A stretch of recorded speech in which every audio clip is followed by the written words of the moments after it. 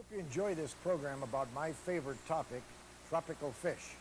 Video cassettes of this program are available for $14.95 each by writing to Video Sig, 1030 East Duane Avenue, Suite C, Sunnyvale, California, 94086, or call 1-800-245-6717. In California, call 1-800-222-2996.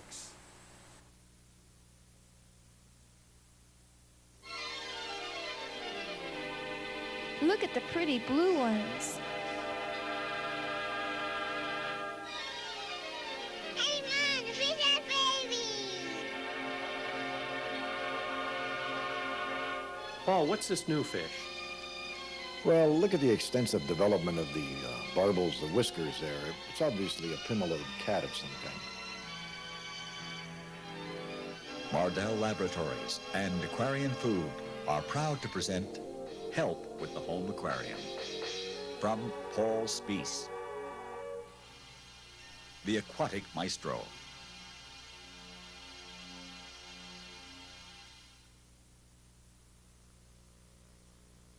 We're looking into a 55-gallon aquarium that is full of plants. I mean, there are big plants, little plants, some rare plants, some very common plants, but there sure is one thing missing. Or hadn't you noticed that there are no fish in this aquarium? Almost all aquariums have fish. Today, we're going to be talking about plants, so our aquarium has plants in it. And they're planted in, I guess, what you'd call a conventional mode. See how they're planted into the gravel? Maybe not. Let's take a look at success with live plants. We opened up looking at an aquarium that is probably typical of our average home aquarium when planted with live plants. And we do this without regard for the origin of the plants. So we're going to see a mixture of plants that are native to this country, South America, Africa, regardless. We put them together, and probably if we have enough light over them, and generally we don't, the plants are going to grow, do well. And we say, hey, great success. That's right. That's a good approach. There's nothing wrong with that. But here at Quentin Aquatics in Springfield, Georgia, when Michael does his work, he begins to look at a different approach to setting up an aquarium. He regards the origin of the plants as important. So we see an edge of the sea, edge of the river kind of an approach. We see submerged plants. We see these plants growing, as they do in nature, in a swamp, in a bog, with their heads out of the water, maybe their feet in the water. And when we see this, as we'll see around this greenhouse, they thrive. What can we say about this? Quite simply this. Think about your experiences growing plants around the home. I don't know what you've got. You know, you've got a different bacchia, whatever you have, and you've been working with that thing. You know, you got it to be so big. And you thought, oh my goodness, look what I've achieved. And you're so proud of yourself because at least it didn't die. See, maybe that's all you really were hoping for. And then you go to someplace and you happen to go into a botanical garden, and this 2-foot baby that you've been working with forever is standing right there in front of you. It's 20 feet high. It's got fruit on it, or flowers or whatever. And then you realize something. Plants are plants, and like other living things, they only need a couple things to really thrive. Feed them right and take care of the habitat with all that implies. Enough light and the right kind of water quality. If you can manage that, you'll be successful with these plants. So let's pursue the plant, specifically the aquatic plant in terms of understanding. Now there's a term, another one of our big words from this great hobby, photosynthesis. Well, what does that mean? It means with the aid of light, photosynthesis, to make up from other parts. That is, the plant takes food, and with light it produces substances that it needs to grow with. And that's what we want, of course, the growth. And if the food is available in whatever forms that it has to be acceptable to the plant, and the photo part is taken care of, the lights, and I've said before, and you'll hear me say it throughout this, that in general, if you've got an aquarium with that one light over it, you don't have enough light to do these plants justice. It's as simple as that, especially since most of the aquariums of today are 18, 20, 22 inches deep. When we get that kind of depth, we really lose the light rapidly, especially if the water is aged to any extent and there's organic dyes from the fish waste in there. You start to cut down on how the light can pass through the water. So you've got to get more light on it. Maybe that means you've got to get rid of your full hood, put a glass cover on, and get a couple light bars over it. There are different approaches to this. The aquariums behind me show suspended lights over them, like this. And that gives us a chance to adjust the light to suit the needs of the plants. But in general, more light than you've been using. And maybe you want to look at some of the plant lights or the full spectrum bulbs. All of this as an approach to taking care of this plant in the fashion that nature has taken care of it for how long? Last 100,000 years. All you got to do is do that kind of stuff. Now, when we look at plants in the aquarium, we look at the stem. Hey, it holds the leaves up. The leaves, that's what we want. That's where we want the growth. The important part, we can't deny the leaves. A lot of plants feed through the leaves. Most of them through the root system, especially if they got those fine hairy roots. But we don't think about those roots, and we don't think about what could be happening down in that gravel bed, and we're going to have to. But if we take care of these plants and provide these simple needs that I'm talking about, food and light primarily, some idea about water quality, then we're going to get some dramatic results. I want to show you what I'm talking about here. This is one of the Echinodoros, one of the South American sword plants. Generally, they group them all together, call them sword plants. But on this stem from this plant, which is growing immersed now, out of the water, you can see flowers, and you know what flowers means. That's tomorrow's plants. But you can also see that growing on the same stem is a young plant. Now, if this whole stem rots off or gets broken off and that lays on the ground, that plant's going to root, and lo and behold, things continue along their way. We can do this easily in the aquarium. Plants reproduce in a couple of fashions. They reproduce vegetatively if we keep them submerged. That is, they send out runners under the gravel or on top of it, not unlike crabgrass in your lawn, where you pull up that thing and there's a number of plants strung together. But if these plants are grown out of the water, then suddenly different things start happening. And we start getting reproduction, all the flowering or growing on the stem immersed like that. The leaves are actually different. The foliage is different in response to the different amounts of light and the water conditions. In fact, the plant demonstrates, here's what I have been for an awful long time. You want me around your house? Take care of me. It's as simple as that.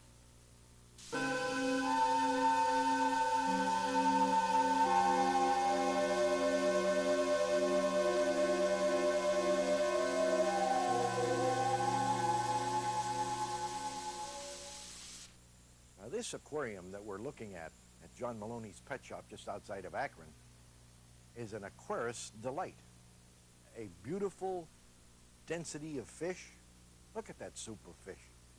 And just a great array of plants. And look at how they're thriving. Simply means that old Maloney's doing something right here. Simple as that. Strong light is the one factor that we're looking at here. And he has increased the light and the type of lighting to favor these plants. And the results are dramatic, as you can see. Now you have to think about one thing. As soon as you get conditions in your aquarium where these plants love it, where they thrive because you've done your homework finally, all of a sudden we're going to have to start struggling with another plant that we haven't considered. Maybe we don't even think of algae as a plant, but it is, and it has the same needs. It has a need of light and food. And since the light is sort of fixed, let's try to control algae by controlling its food. Now, how are we going to do that? Well, let's say you have an algae problem. You go to the pet shop, they'll sell you an algicide, possibly, that will kill algae. Here's another approach you could take. The higher order plants, such as all of these around me, that we consider as aquarium plants, are much better at scavenging food. So if we put a lot of these kind of plants in the aquarium, they're going to get the food at the expense of the algae, and the algae will actually disappear. It works, believe me. I did this very thing, a couple, 3 years ago. I called up Michael. I said, Michael, look, I need some plants. I need a lot. Bingo, he sends them to me. We jam them in there. At the same time, I took out the algae as best I could, but you can't ever get anywhere near all the algae. But in short order, it disappeared. Simple as that. Now, forgive me for a minute while I do some cleaning up here, because it's a little bit humid in here. You see, you want to grow plants, then you give them what they need. And what they need is warm, humid atmosphere. I don't need that, but Michael's plants do. That's what we got here. So if you'll see, I'm starting to melt here a little bit. But that's the way. I'm sorry, you say you don't have one of these? I know you don't. I have this. This is the Aquatic Maestro's towel, see? When we're talking about plants, we're talking about water quality. Now, I've mentioned a couple of things that impact on that, but you got to think that your water is different than the guy who lives 100 miles from you. How does that impact on our trying to raise plants? Well, you're going to go to the pet shop and you're going to say, give me some plants. Now, maybe the guy says, well, what do you have in mind? I said, no, green, because maybe you're starting out at that level.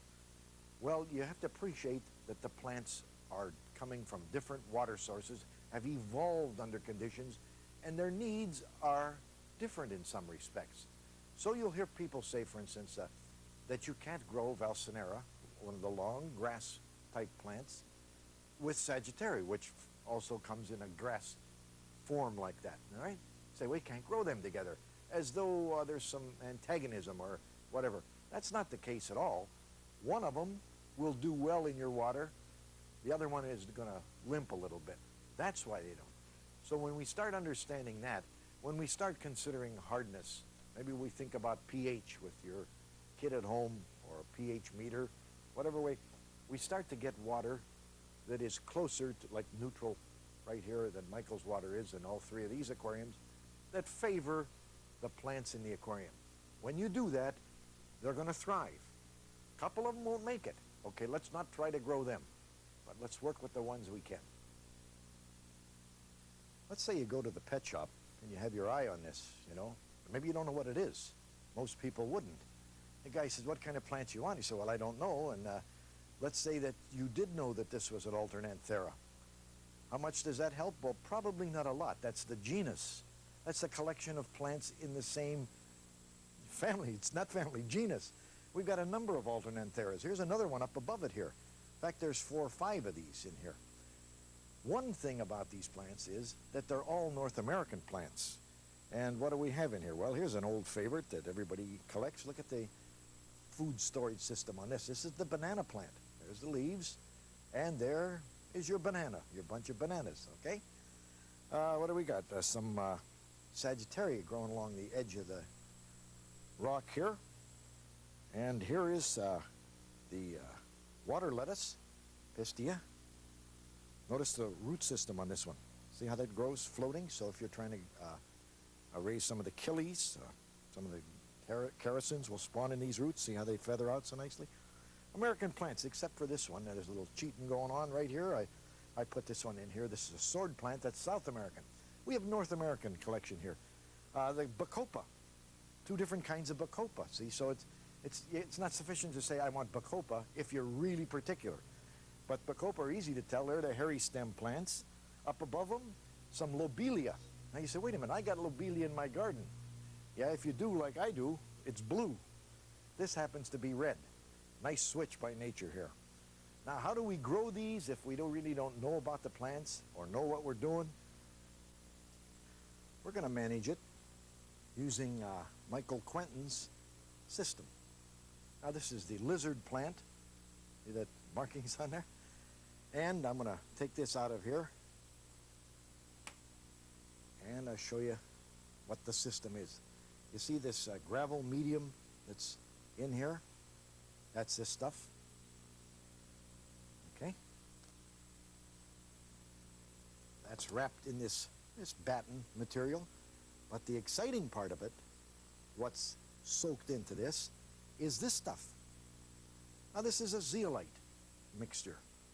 This is an ion exchange medium, this stuff, this powder. And when you want to get it for an existing aquarium, it comes in bags like this, see? Just, you can see how you put that, you bury that right in the aquarium. Why all of this?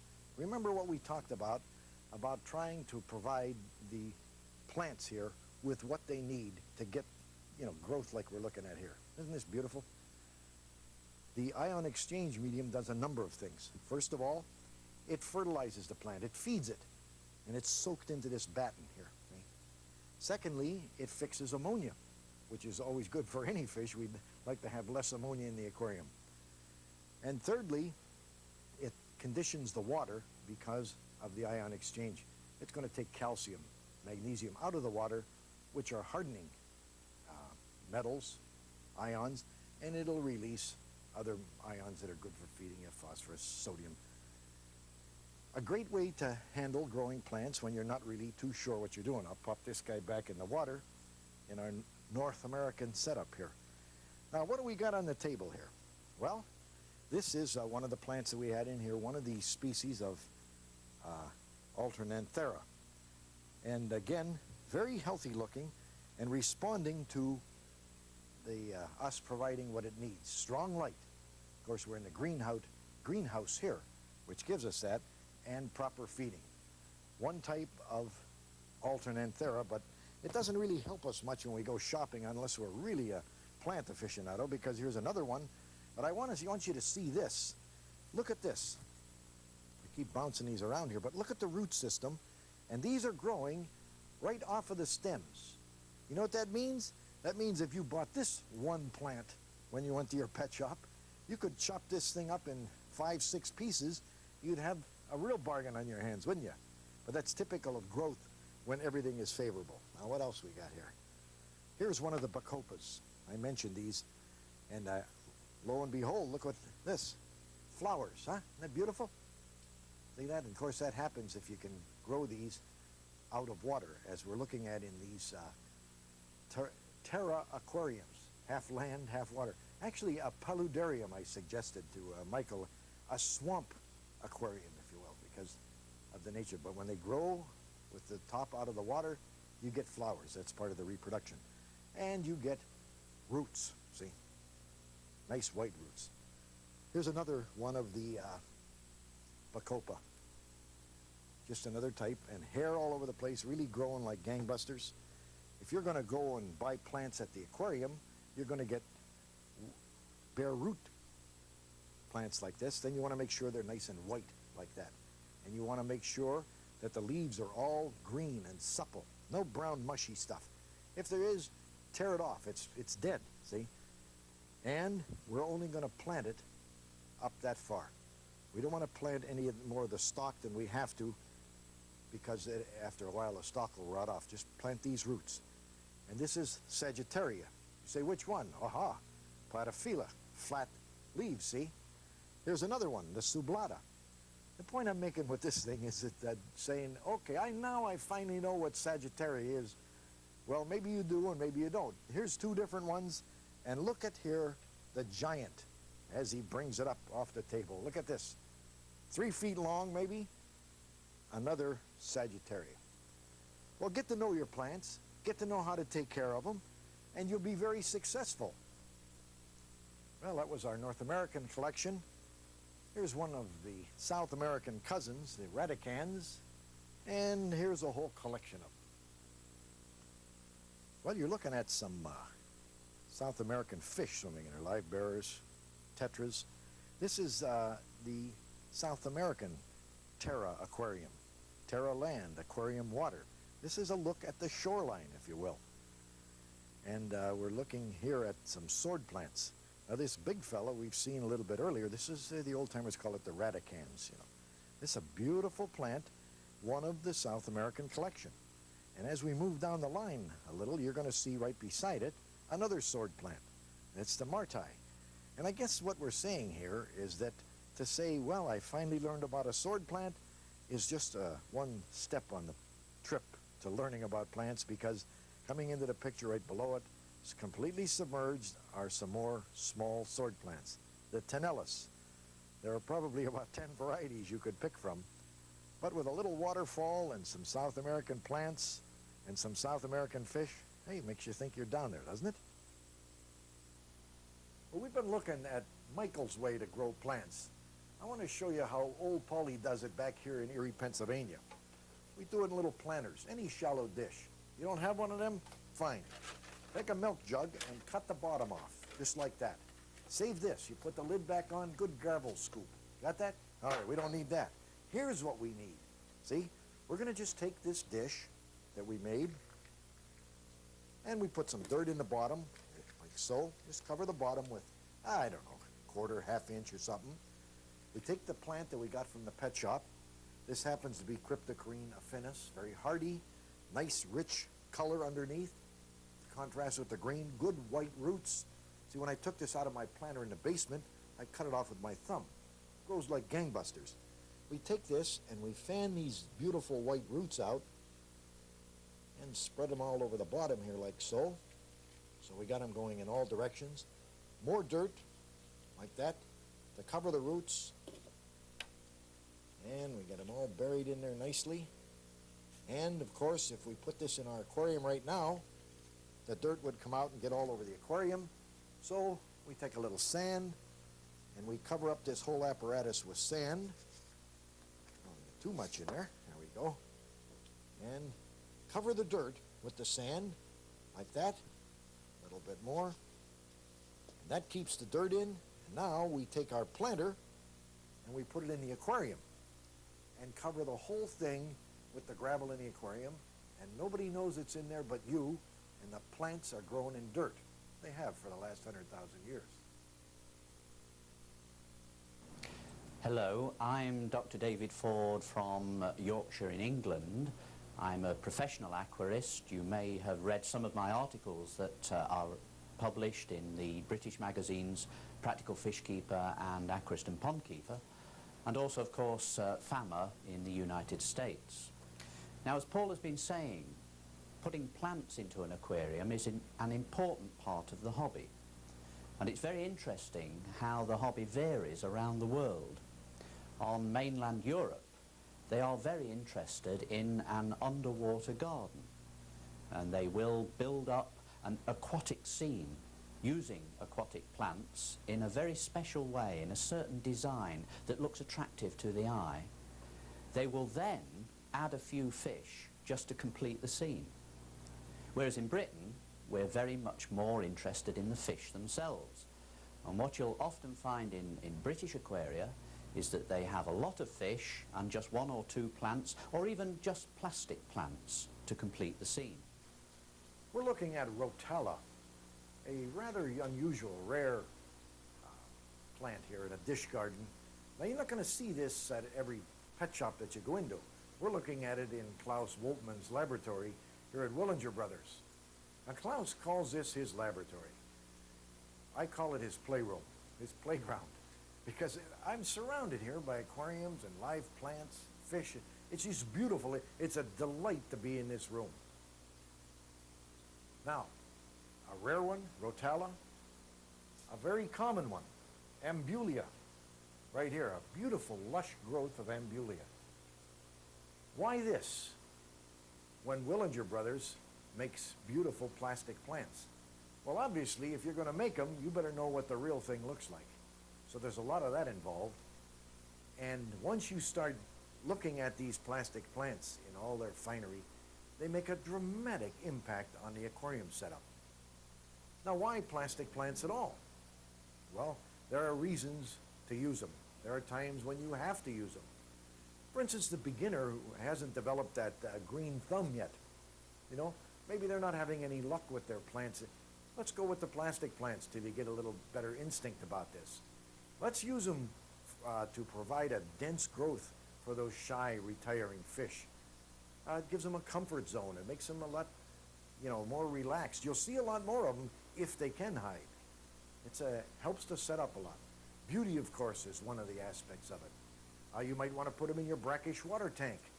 A lot of these plants won't do well in water that has slightly saline. Put them in an aquarium for a while and they develop a nice growth of algae on them. They develop microorganisms. Then if you get a surprise spawning and you have nothing to feed those newly hatching fry, Take some of those old plants out and give them to them. They'll pick on them forever. A lot of reasons to use plastic plants. Let me show you still another one. This pair of angels is very busy right now fanning the eggs that they've been laying here all morning long. We looked at a North American collection, we looked at a South American collection, but don't think that that's the extent of it. Far from it. Look behind me. There are literally thousands of plants there. And we haven't said a thing about Africa, for instance. Here's one of the African specimens, this is Anubias. Here's a couple of different cryptocorenes. Now we're talking Asia.